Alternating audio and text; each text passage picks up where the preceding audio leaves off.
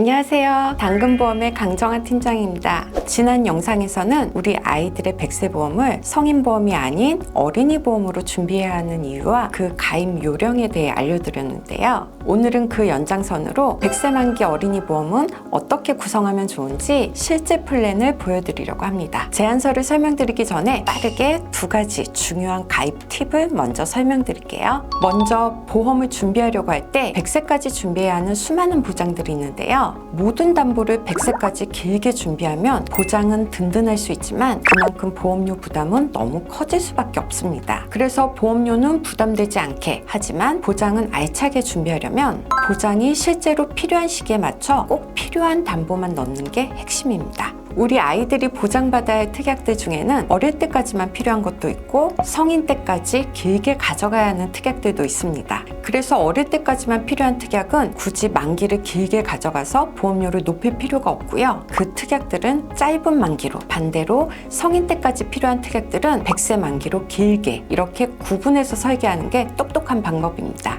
그럼 가장 먼저 드는 의문점이 성인 시기까지 길게 필요한 거라면 차라리 아이가 성인이 돼서 가입하는 게 낫지 않나요? 라고 생각하실 수 있는데요. 예를 들어 암진단비 5천만 원을 가입할 때 5세 남아 기준으로 100세까지 20년 납으로 준비하게 되는 경우 보험료는 27,100원, 30세 성인 남성이라면 65,550원입니다. 시간이 지나면서 새로운 보험 상품들이 계속 나오고 보장 내용도 조금씩 달라지긴 하는데요. 하지만 세부적인 담보는 바뀔 수 있어도 기본적으로 꼭 준비하는 핵심 특약들은 변하지 않습니다. 그래서 이런 꼭 필요한 특약들은 보험료가 저렴할 때 어린이 보험으로 미리 준비해두면 나중에 우리 아이가 보험을 추가로 가입할 때 부담을 훨씬 줄일 수 있습니다. 예를 들어 암진단비를 총 1억 원 정도로 준비하고 싶은데 어릴 때 이미 5천만 원을 가입해뒀다면 나중에는 5천만 원만 더 추가하면 되는 거죠.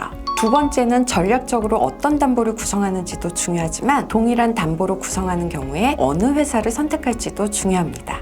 제가 임의로 5세 남아와 5세 여아로 설정해서 동일한 담보를 보장받는 경우의 보험료를 정리한 내용인데요. 보시면 가입하고자 하는 특약들이 없는 상품을 제외하고 각 회사별로 보험료를 비교해보면 가장 저렴한 보험료와 가장 비싼 보험료가 22,174원이나 차이가 나는 걸 보실 수 있습니다. 20년간 납입을 하는 경우 총 532만 1,760원의 보험료가 차이나게 되는데요. 동일한 보장을 준비하는 경우에 굳이 더 비싼 보험료를 납입할 필요는 없겠죠? 자, 그럼 본격적으로 설계안에 대한 안내를 드릴게요. 오늘 보여드리는 제안서는 5세 남아 기준 20년 납 100세 만기로 설정했고요. 납입 보험료는 64,440원입니다. 먼저 기본 계약인 상해 후유장애입니다. 상해 후유장애는 사고로 인한 부상 등으로 신체에 영구적으로 남는 정신 또는 육체 훼손이나 기능 상실을 의미하는데요. 후유장애는 최초 1회 지급이 아니라 각 신체 부위마다 반복해서 보장을 받을 수 있는데 가입 금액으로 보장을 받는 게 아니라 장애 지급률에 따라서 가입 금액 곱하기 장애 지급률로 보험금이 지급됩니다. 그래서 가입 금액은 1억 원을 추천드리고요. 만약 교통사고 후 척추 압박골절로 후유증이 남았는데 원래 상태로 100% 회복이 안 되고 10% 후유장애가 남았다. 그럼 1억 원의 10%인 1,000만 원을 보장받게 됩니다.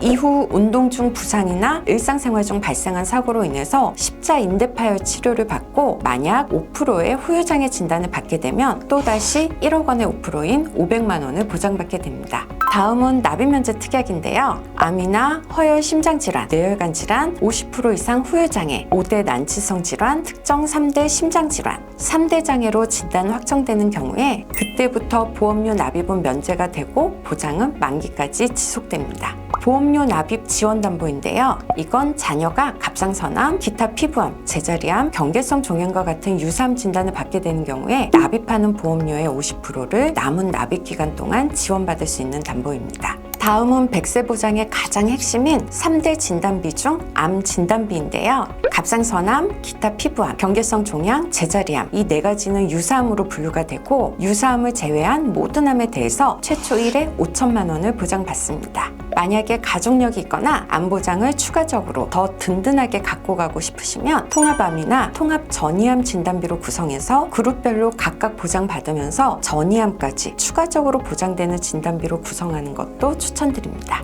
암 진단비는 어린이 보험의 경우 면책기간이나 감액기간 없이 가입하는 날부터 바로 보장받기로 한 보험금의 100%를 보장받을 수 있습니다. 암 진단비는 암 진단을 받고 수술을 하든 안 하든 항암 방사선 약물 치료를 받든 받지 않든 그런 것과 상관없이 진단만 받게 되면 지급을 하기 때문에 가장 기본 담보로 구성을 하는데요. 암 진단 이후에 다빈치 로봇 수술, 중입자 치료, 면역 항암 치료, 양성자 방사선 치료와 같은 고가의 비급여 치료를 받는 경우에 매년 2천만 원씩 최대 10년간 최대 2억까지 보장을 받을 수 있습니다. 다음은 뇌출혈, 뇌졸중을 모두 포함하는 보장 범위가 가장 넓은 뇌혈관 질환 진단비로 2천만 원을 구성했습니다. 허혈 심장 질환 진단비도 2천만 원을 구성했는데 만약 가족력이 있거나 부정맥, 신부전 등에 대해서도 추가적으로 보장을 준비하기 원하시면 심혈관 질환 진단비로 구성하는 것도 가능합니다. 그리고 수술비 특약들도 같이 구성을 했는데요. 해당하는 질병으로 인해서 수술 시에 설정한 가입 금액을 지급합니다.